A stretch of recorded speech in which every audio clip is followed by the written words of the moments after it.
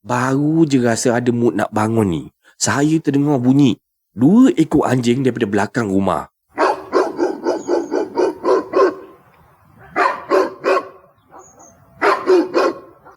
Dan kawasan perumahan saya ni, hanya jiran saya yang paling tepi ni je ada bela 2 ekor anjing. Daripada bunyi anjing ni, dia bertukar pula pada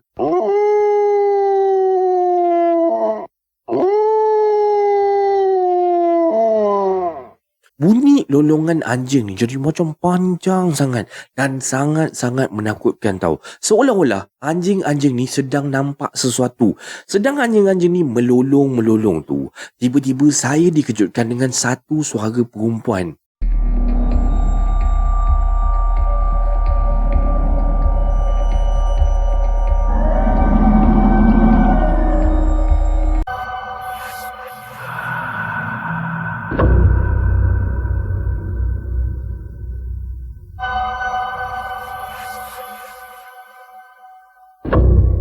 Assalamualaikum warahmatullahi wabarakatuh dan salam sejahtera kepada anda semua. Selamat datang ke channel Kisah Seram Malaysia. Diharapkan anda semua pada hari ini sihat-sihat belaka lah hendaknya ya, insya-Allah. Baiklah, semua kisah-kisah yang saya ceritakan kat sini pada hari ini anda anggaplah sebagai satu hiburan sahaja.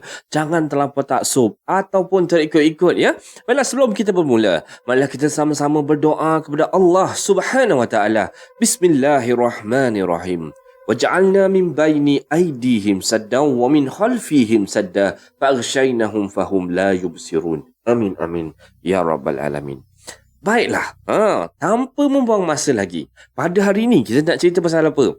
Cerita pasal kisah-kisah yang terjadi sewaktu pukul 3 pagi. Jadinya tanpa membuang masa, marilah kita terus ke video yang pertama dengan lafaz Bismillahirrahmanirrahim.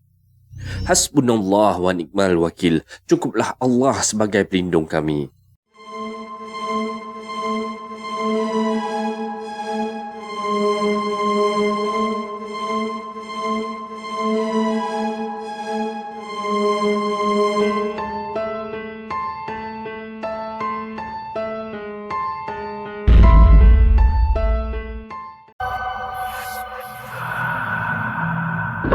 Okey, baiklah. Sebelum kita mulakan kisah kita untuk hari ini, kita nak cerita sedikit. Apakah itu penanggal?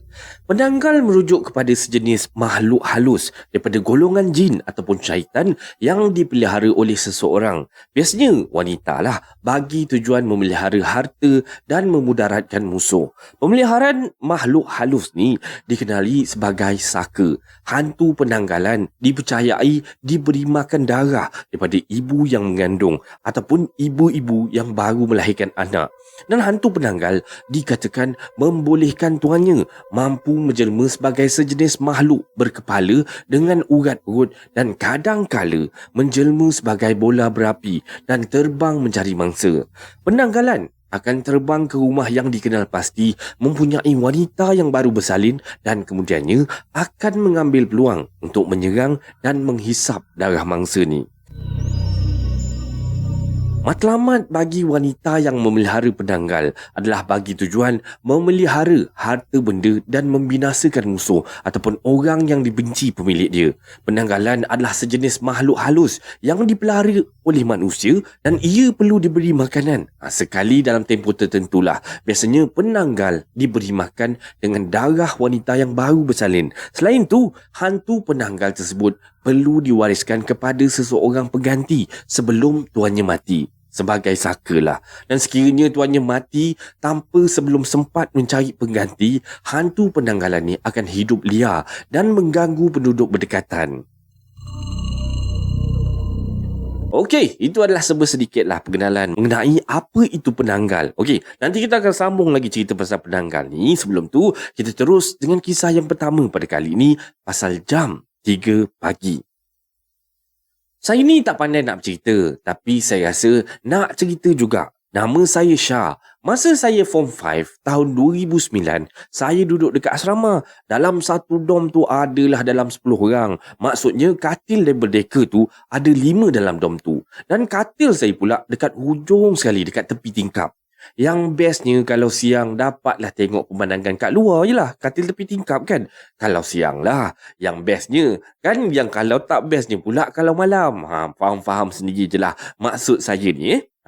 Satu hari tu, kawan saya yang duduk dekat katil tengah betul-betul bawah kipas siling tu, dia cakap yang dia ni asyik terjaga je. Tepat-tepat pukul 3 pagi pula tu. Dan saya ni buat tak tahu je lah. Tak ambil pusing pun benda-benda macam tu. Bagus apa kalau terbangun pukul 3 pagi. Bolehlah buat solat taubat ke, solat hajat ke apa kan. Bila dia dah cerita macam tu, dia ajaklah saya temankan dia tidur. Jadinya saya waktu ni jadi macam seronok gila lah. Sebab dapat tidur dekat bawah kipas. Dan katil tempat saya tu langsung tak dapat kipas. Tak kena kipas saya kat situ. Berpanas lah saya setiap malam. Bila dah dapat tidur bawah kipas ni, kira bonus lah bagi saya. So, saya tidurlah dengan dia ni. Satu katil 2 orang. Dan saya pun tidurlah. Macam biasa je. Handphone dengan surah Yasin ni, saya akan letak dekat bawah bantal. Dalam pukul 10.30 lah pada malam tu, saya dah terlena dah. Entah macam mana, entah malam tu, boleh pula saya terjaga daripada tidur. Saya pun pandang kipas ni, terkebil-kebil biji mata saya pada malam tu lah. Terdetik pula dekat hati saya ni. Nak tahu pukul berapa dah sekarang ni. Jadi saya pun selupkan tangan saya bawah bantal tu. Ambil phone, nak tengok lah. Tengok-tengok, nah kau. Tepat-tepat pukul 3 pagi. Lah, baru pukul 3 pagi ke? Tidur balik lah macam ni. Dan saya pun, apa lagi? Tidurlah balik. Cubalah lelapkan mata balik semula. Dan saya mengiring menghadap kawan saya yang dekat sebelah saya lah. Nak tahu tak saya nampak apa? Saya nampak kawan saya ni tersenyum tahu waktu tu. Meleret senyuman dia. Dekat saya dia pandang dia dengan mata dia yang terbuka. Astaghfirullahalazim. Terkejut saya waktu tu. Tapi masa tu saya tak fikir apa-apa pun. Dan saya tak rasa pun nak senyum balik dekat dia. Saya slow-slow mengiring ke kiri pula. Sambil tangan selup bawah bantal pegang surah Yasin. Dalam hati ni dah duk-dap dah. Takut punya pasal. Buatnya tiba-tiba tangan dia ni meleret. Pegang kat pinggang saya ke. Karang pula tiba-tiba digigit telinga saya ke. Menggeletar badan saya. Bila fikirkan perkara-perkara yang mungkin terjadi ni. Akhirnya pagi tu saya tak tahulah macam mana saya boleh tertidur. Dan esoknya saya pun tanyalah dekat kawan saya tu. Weh, Mina, kau apa hal ngok? Pagi-pagi buta senyum-senyum kat aku. Kau tak tidur semalam? Kenapa pula engkau ni? Aku tidur semalam elok je. Bila masa pula aku senyum kat engkau ni? Kenapa weh? Kau nampak apa? Dan waktu ni, saya tengok muka member saya dah berubah dah. Dan bila saya buka story, apa yang jadi semalam ni, terus dia menangis tau. Takut punya pasal. Dan saya apa lagi, terus speechless lah. Weh, kau menangis ni kenapa? Patutnya aku yang menangis. Ini terbalik pula kau ni. Dan saya sampai sekarang lah masih terbayang-bayang senyuman melirik dia tu dengan mata yang terbuka. Memang seram gila waktu tu. Dan saya ni pun selalu juga kena kacau. Tapi saya tak tahulah nak describe macam mana. Satu malam tu saya tidur macam biasa lah kan. Saya ni tidur memang jarang buka selimut tau. Selalu berselubung je dalam selimut tu. Dan malam tu saya terjaga. Sebab rasa macam ada orang main kaki saya. Dan kaki saya bergerak. Macam ada orang tolak lah ke kanan, ke kiri, ke kanan, ke kiri. Siapa pula yang main kaki saya malam-malam buta macam ni? Dan saya ni jenis orang yang tinggi lah orangnya. Dan kaki pun of course lah, bila dah tinggi kaki mesti panjang. Dan saya fikirkan mungkin kaki saya ni terjulur keluar. Tu yang dia main kaki saya tu. Dan saya pun tarik balik kaki saya ni. Tidur meringkuk malam tu. Terus selubung satu badan. Punyalah takut saya masa tu. Dan dada saya waktu tu dah rasa macam nak pecah dah. Tangan, kaki, badan semua menggeletar. Dan malam tu saya tidur dalam ketakutan. Satu lagi kejadian, siang tu ada aktiviti pembuangan katil dan almari dekat blok sebelah. Sebab sekolah saya ni dah nak ditukar pada matrikulasi lah. Yang pernah sekolah kat sini mesti tahu kejadian ni dekat mana. Siang tu memang bising lah dengan bunyi pekerja-pekerja ni. Orang ni campak-campak almari daripada tingkat atas tu ke bawah. Nak dibuang lah benda-benda ni. Lepas tu malamnya pula jam 12.30 malam. Tengah sedap-sedap saya duduk main phone dekat atas katil dengan kawan-kawan saya ni. Tiba-tiba dengar bunyi berdentum almari jatuh tu. Dan bunyi dia tu memang kuat gila. Dan bunyi tu sampai bergema satu asrama pada malam tu. Saya ingatkan saya seorang je yang dengar. Tapi bila saya tanya kawan saya, dia pun dengar juga. Terus masing-masing selubung dalam selimut, terus tidur. Lepas habis SPM, saya pun sambunglah buat diploma SEM 1. Macam biasalah, duduk asrama satu bilik 4 orang. So malam tu, kami stay up. Bukan nak study tau. Tapi makan Maggi ramai-ramai. Dah perkena Nescafe kau dekat ruang tengah dalam bilik asrama tu. Masa tu dah pukul 4 pagi. Dan saya pun dah rasa mengantuk. Mungkin sebab saya perkena Nescafe lah. Dan saya ni pula jenis tak boleh minum Nescafe. Kalau saya minum, bukannya jadi lagi segar. Jadi makin mengantuk adalah. Bila dah mengantuk tu, saya pun menujulah ke katil saya nak tidur. Tutup. Masa saya baring tu, saya dengar tau bunyi benda melompat.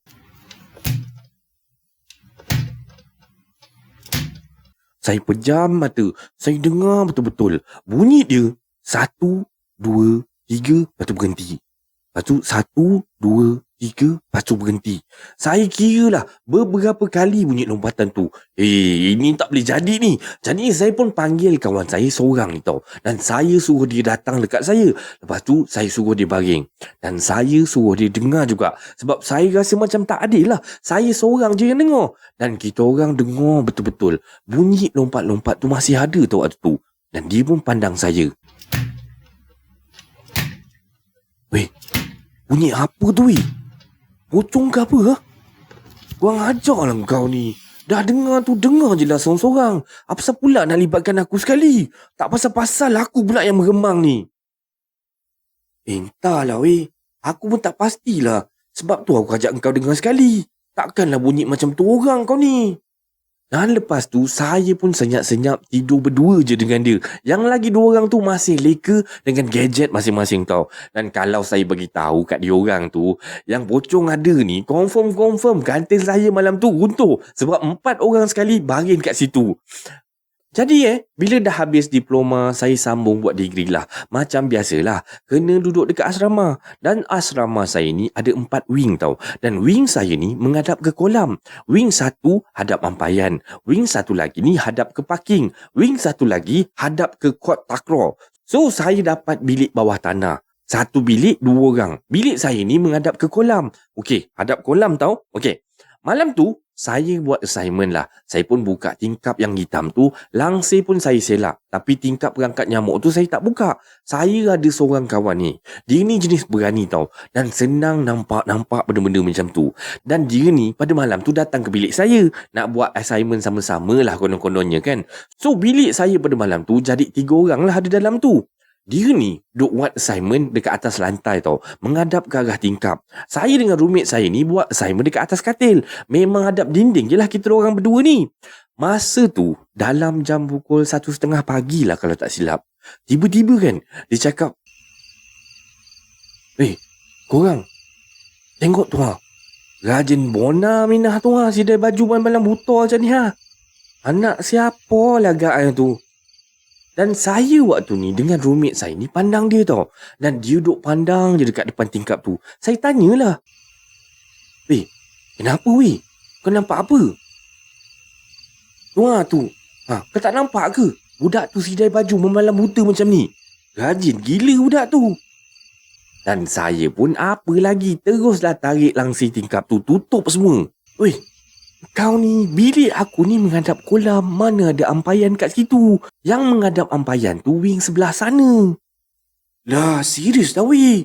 Patutlah aku tengok lain macam demi fashion rambut. Menggebang semacam je. Mesti pakai sempu bawang agaknya ni. Dan kawan saya ni memang lain macam sikit beraninya. Dia ni memang dah terbiasa dah nampak benda-benda macam ni. Dan jenis dia ni memang berani gila punya. Memang hati kering. Dan tak habis-habis buat kelakar. Dan setakat ni je lah cerita saya. Dan ini adalah kisah seram Malaysia pada malam ni. Kisah seram pembukaan pada malam ni. Macam mana anda rasa dengan kisah pembukaan ni? Semoga anda terhibur sebab KSM masih ada lagi 2 kisah untuk malam ni. Jadi kita terus dengan kisah yang kedua.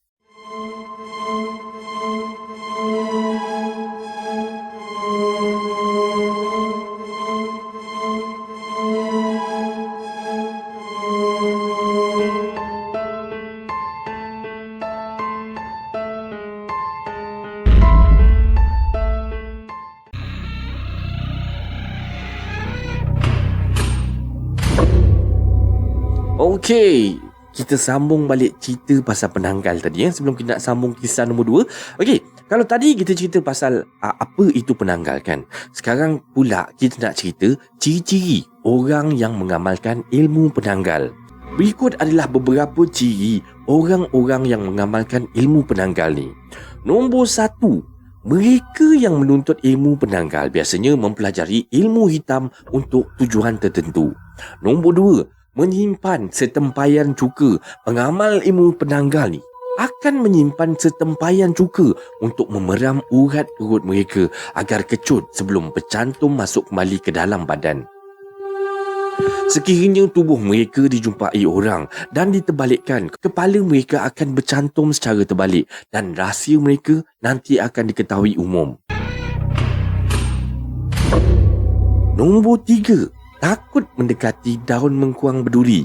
Penanggal dipercayai takut hendak mendekati rumah wanita bersalin yang diletakkan daun yang berduri kerana bimbangkan tali perutnya tersangkut kepada duri daun mengkuang. 4, penghisap darah wanita bersalin. Penanggal suka darah perempuan yang bersalin. Jika mereka menghisap darah wanita bersalin tu akan mati akibat tumpah darah. Dan yang terakhir sekali, terbang dengan cahaya putih berkilauan. Ketika penanggal terbang, ia dipercayai berupa cahaya putih berkilauan daripada urat perut mereka yang terburai itu. Kelemahan pembela penanggal dikatakan sukar mempunyai zuriat kerana ilmunya yang panas akan membunuh janin ataupun anak kecil yang berdamping dengan dia. Okeylah, ini adalah sebuah sedikit kisah berkenaan dengan penanggal tadi. Ciri-ciri orang yang bela penanggal. Ada jumpa tak orang macam tu? Kalau jumpa kot-kot ada orang letak satu tempayan cuka tu, fikir-fikirlah agaknya dia buat apa dengan cuka tu. Okey, kita terus dengan kisah yang kedua ni.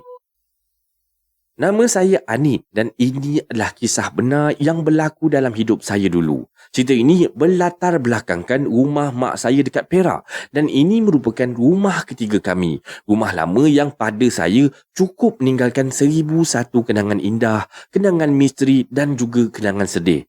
Masa saya form 5 ni, saya selalu bangun tidur jam 3 pagi untuk nak study. Jadinya saya risau untuk result saya ni tak capai target yang saya nak. Oleh kerana sudah menjadi rutin saya akan terjaga pada jam 3 pagi ni tanpa perlu bantuan jam loceng. Zaman saya ni, masa ni tak ada lagi handset. Jadinya, budak-budak zaman saya ni kalau nak bangun tidur, mesti ada bantuan jam loceng. Budak-budak 80-an lah katakan. So, malam pertama lah, saya terjaga daripada tidur. Saya tengok jam loceng saya tepat jam 3 pagi. Tapi, saya tak pasang alarm loceng tu. Sebab jam loceng ni, bunyi dia punyalah bising sampai bingit telinga.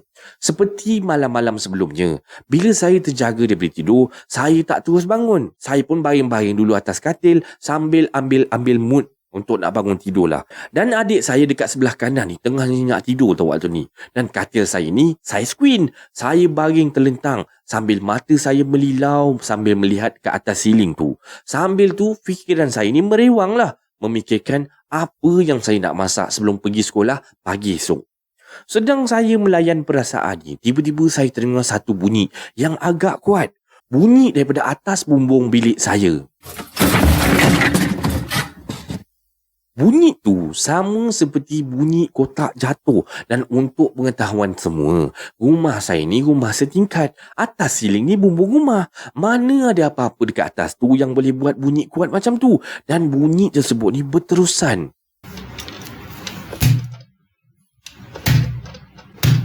Serta-merta berdiri bulu roma saya, meremang bulu tengkuk saya semua. Dan saya terus tutup mata rapat-rapat. Tak berani langsung nak buka mata waktu ni. Dan saya cuba sedaya upaya untuk tidur semula. Mengharapkan seolah-olah tak ada apa-apa yang berlaku pada malam ni. Sedar-sedarnya hari dah pun subuh. So, saya pun bangun, sediakan sarapan dan kejutkan adik saya untuk bersiap pergi ke sekolah. Balik daripada sekolah ni, saya pun ceritakanlah apa yang saya lalui malam tadi pada mak saya lah waktu tu. Alah kau ni kak, merepek je lah. Mana ada apa-apa dekat atas bumbung rumah tu. Kau jangan nak ngada pergi cerita benda-benda macam ni dekat adik kau tu. Nanti sekarang jadi penakut. Engkau tu, sebelum tidur kak, basuhlah kaki dulu, ambil wuduk dulu, baca doa tidur, barulah kau tak kena ganggu. Dan saya pun waktu ni diamkan je lah. Nasib baik dia kacau ringan-ringan saja. Dan saya ni dah lah penakut yang amat-amat. Saya ingatkan kejadian malam semalam tu berakhir macam tu je. Rupanya itu salam pengenalan je. Malam kedua, seperti biasalah, saya akan terjaga macam biasa pukul 3 pagi.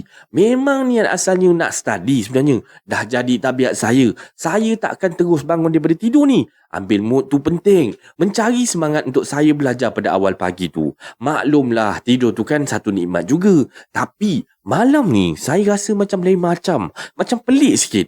Sunyi je tanpa bunyi cengkerik atau apa-apa bunyi unggas-unggas yang lain. Selalu tu ada juga saya dengar bunyi irama mereka daripada semak samun belakang rumah ni.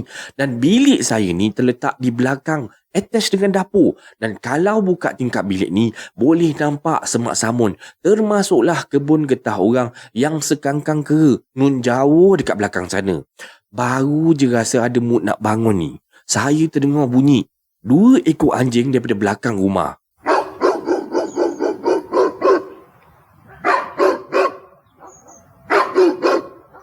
Dan kawasan perumahan saya ni, hanya jiran saya yang paling tepi ni je ada bela 2 ekor anjing. Daripada bunyi anjing ni, dia bertukar pula pada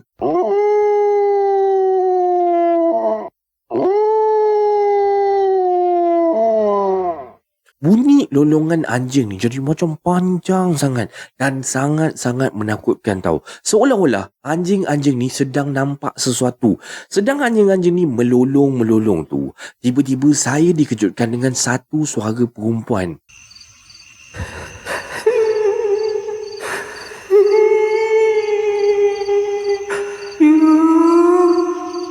Tolong aku, tolong.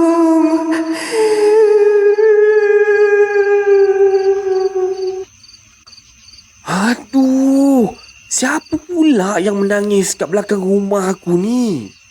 Kecut perut saya bila saya dengar suara ni tau. Senak, berpeluh, sampai saya rasa macam tak selesa sangat. Apa hal pula lah dia ni boleh menangis ni? Siap boleh panggil-panggil nama aku lagi ni? Siapa dia ni? Dan saya memang terus tak berganjak, tak bergerak daripada tempat tidur ni. Mata saya ni dah pejam serapat-rapatnya. Ya Allah, apa pula lah yang nak jadi malam ni? Dah 2 kali dah ni kena ganggu. Dan bunyi perempuan menangis tu dan lolongan anjing tu tiba-tiba berhenti. Senyap sekejap. Sedang saya cuba untuk nak melupakan kejadian yang baru sesaat tadi ni terjadi, tiba-tiba saya terasa seperti angin menghembus ke muka saya daripada arah muka turun ke leher. Daripada leher pergi ke telinga. Dan memang meremang saya waktu tu. Terus terkaku. Dan masa ni saya tidur dengan posisi yang sama. Terlentang. Dengan tangan saya ni didepangkan ke kepala. Sebab saya selesa tidur dalam keadaan macam ni. Apa pula ni? Dari main tiup-tiup dekat telinga, sekarang ni dia main sentuh-sentuh dekat kaki pula tau. Mula-mula macam sentuh, tapi lama-lama dia dah macam menjilat pula. Dan terasa lidah tu macam kesat sangat. Dan saya dengar, tapi saya tak berani nak buka mata untuk nak pandang. Sedaya upaya saya ni, saya pujukkan hati ni. Saya cuba berfikiran positif. Walaupun memang dah berdoa dalam hati ni, minta pengsan je lah kalau boleh. Lebih baik macam tu. Dan saya ni waktu ni masih lagi buat-buat tidur. Tiba-tiba saya rasa macam pedih-pedih dekat ibu jari kaki. Hati aku dah tak kuat ni, ya Allah. Aku dah tak boleh dah ni. Dan saya waktu ni betul-betul memang dah tak boleh nak think positif lagi. Sebab ibu jari kaki saya waktu ni dah rasa sakit. Kemudian saya dengar. Dan saya membatu je. Punyalah saya takut sampaikan saya tak boleh nak buka mata. Walau sedikit pun. Masa ni Allah je lah yang tahu betapa takutnya saya.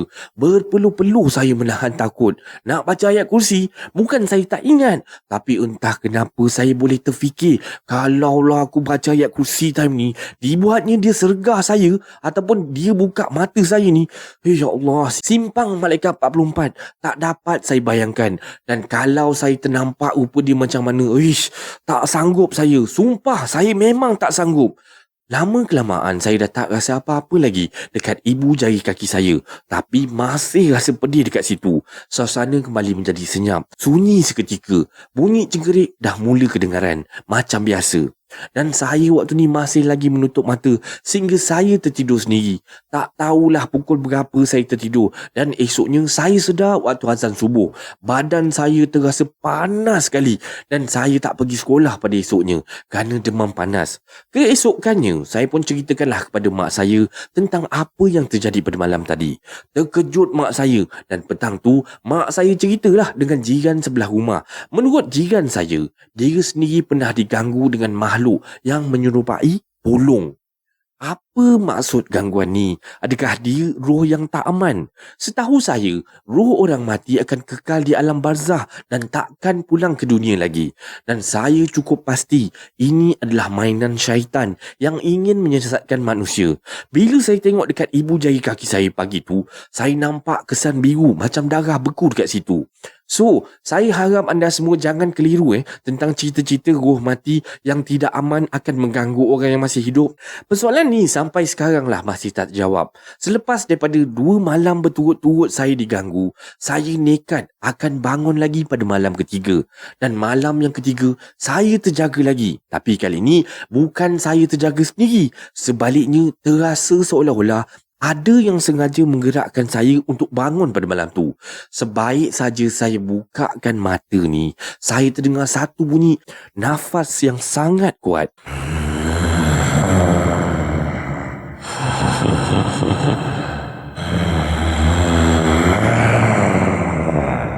Di hujung kaki saya, ada si dia yang sedang memandang daripada sisi kiri dia. Dan bunyi nafas tu datang daripada dia. Seram bunyi dia tu. Perlahan-lahan kepalanya ditolehkan ke arah saya. Memang tergamam saya waktu tu. Tak kelip mata dah memandang makhluk tersebut. Pendek je dia ni. Macam rupa macam budak darjah 1. Cuma rambut dia panjang, mengebang macam tu.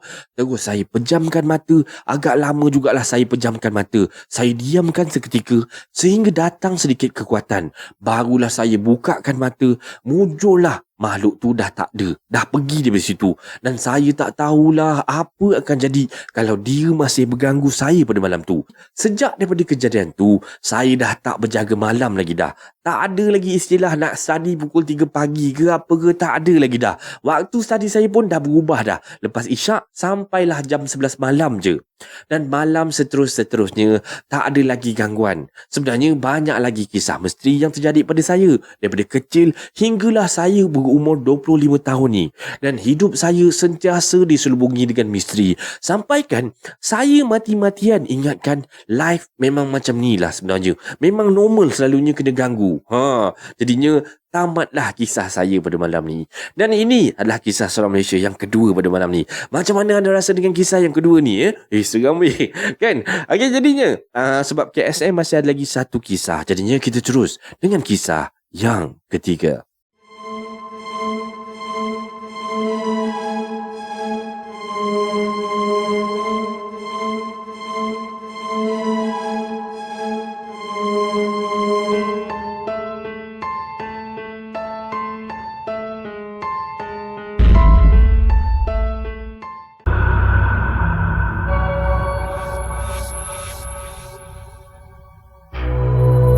Baiklah, untuk kisah yang ketiga. Sebelum tu kita cerita sedikit pasal penanggal tadi.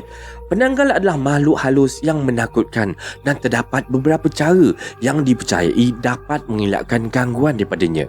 Nombor 1, meletakkan daun mengkuang berduri. Penanggal dikatakan takut mendekati rumah yang berduri. Oleh itu, meletakkan daun mengkuang yang memiliki daun berduri di bawah rumah ibu yang baru bersalin boleh membantu menghalang mereka, dan daun berduri ini akan memerangkap urat perut penanggal yang terdedah ketika mereka terbang mencari mangsa.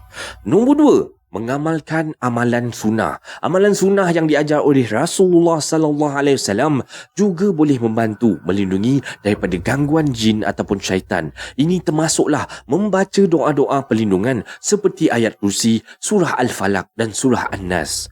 Nombor 3, menggunakan minyak wangian. Beberapa orang percaya bahawa yang menggunakan minyak wangi seperti minyak atar ataupun minyak misik dapat mengelakkan gangguan makhluk halus. Nombor 4, menjaga kebersihan dan iman. Dan menjaga kebersihan fizikal dan rohani juga penting. Berdoa dan memperkuatkan iman dapat membantu melindungi diri daripada gangguan makhluk halus. Dan yang nombor 5, tidak mengganggu makhluk halus. Janganlah tercari-cari ataupun mengganggu makhluk halus, termasuklah penanggal ni. Mengganggu mereka boleh menyebabkan mereka mengganggu kita semula. Ini adalah kisah. Ini adalah cerita macam mana kita nak mengelakkan diri kita daripada diganggu oleh penanggal ni. Okey, kita terus dengan kisah yang terakhir pada malam ni.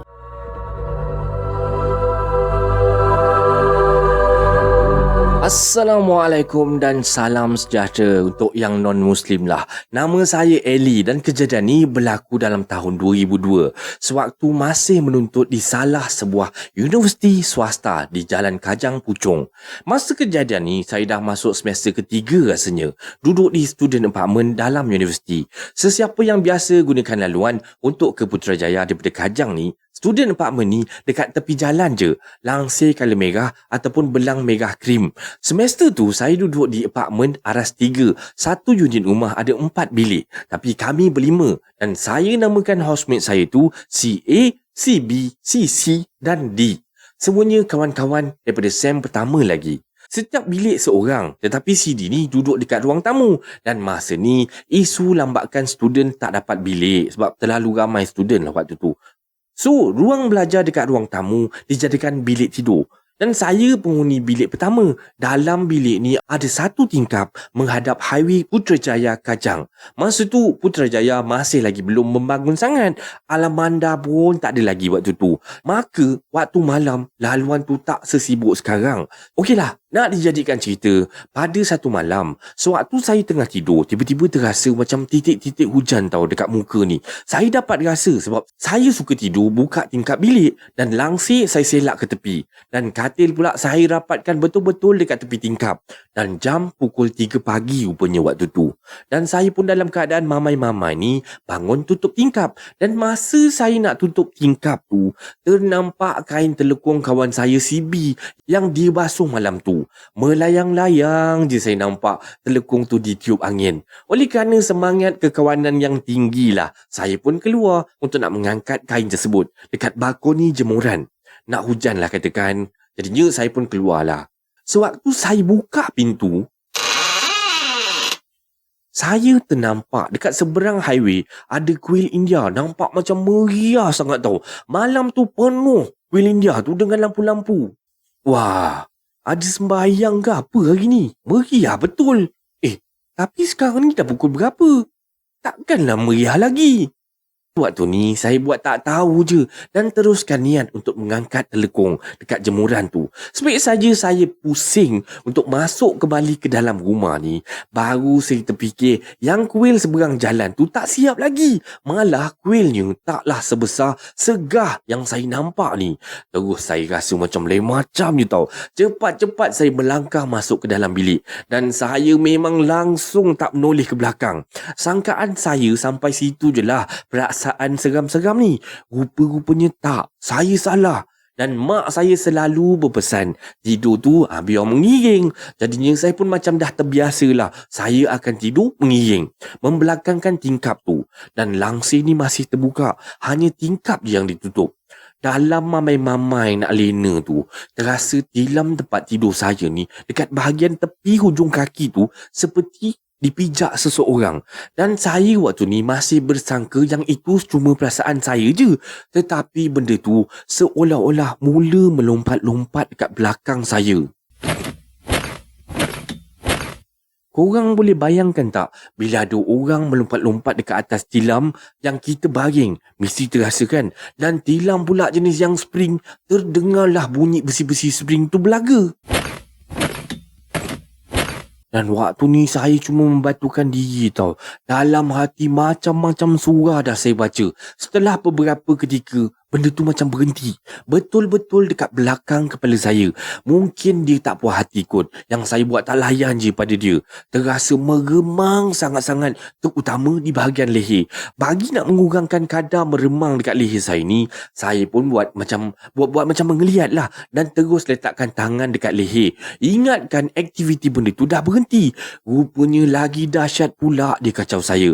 Sangat jelas didengari dengusan di belakang kepala tu. Dan benda tu bertindak lebih berani lagi. Jari dia cuba mengangkat jari hantu tangan kanan yang saya letakkan dekat leher tu. Memang terasa sangat-sangat ada jari yang besar cuba mengangkat jari saya. Dan saya cuba untuk tarik jari, tapi dia seolah-olah melawan tarikan tersebut. Setelah cubaan untuk menarik jari berkali-kali ni tak berjaya, dia mungkin merapatkan mukanya dengan sisi muka saya. Sebab saya dapat rasa dengusan nafas dia yang suam-suam panas dekat leher melalui celah jari yang dia angkat tadi. Perasaan saya masa tu hanya Allah Subhanahu Wa Taala je yang tahu. Dalam 2-3 minit jugalah dia main-main kat situ. Tiba-tiba saya terdengar kriuk-kriuk katil besi dekat luar bilik tu. Dia terus lepaskan jari saya dan senyap. Dan saya cuba buka sedikit mata. Ternampaklah bayang-bayang daripada celah bawah pintu seseorang melintas dekat depan bilik. Beberapa saat lepas tu terdengar bunyi pintu toilet ditutup. Dan saya yakin itu kawan saya CD yang tidur dekat ruang tamu. Sebab saja pintu toilet ni ditutup, terasa benda tu macam berlari dan melompat turun daripada katil. Bila benda tu saya yakin dah pergi, terus saya bangun cepat-cepat dan berlari untuk switch on lampu bilik. Dan saya buka pintu bilik dan pandang ke arah toilet. Kebetulan waktu tu CD ni baru je keluar daripada toilet. Sempat lagi waktu tu saya sapa dia. Dan setelah saya rasa tenang, saya sambung tidur dengan lampu bilik terpasang sampai ke subuh. Masa kami bersarapan pagi tu, saya pun berceritalah pasal kejadian tu dengan housemate. Dan mereka waktu tu buat apa tau? Diorang marahkan saya sebab baik sangat nak tolong angkat kain telekung daripada ampayan pagi-pagi buta. Ingat lagi kata kawan saya CB tu, kau ni kan berani sangat. Pagi-pagi buta nak angkat kain. Kalau hujan lebat pun biarkan je lah. Tak payah angkat. Kalau dah kena macam ni kan dah seram semua. Kau ni. Dan malam tu kami buat bacaan Yasin selepas maghrib untuk nak elakkan keadaan yang sama berulang. Dan Alhamdulillah sepanjang tinggal di student apartment tu tak ada lagi perkara yang ekstrim macam tu berlaku. Just gangguan daripada luar je sesekali. Sekarang ni pun saya masih suka tidur buka tingkap. Tapi lepas dengar ceramah agama Ustaz Azhar Haidrus, baru saya sedar diri untuk tutup tingkap sebelum maghrib. Dan tamatlah kisah saya. Dan ini adalah kisah seram Malaysia pada malam ni. Semoga anda terhibur dengan kisah-kisah yang KSM sampaikan pada malam ni. Okey, disclaimer dulu.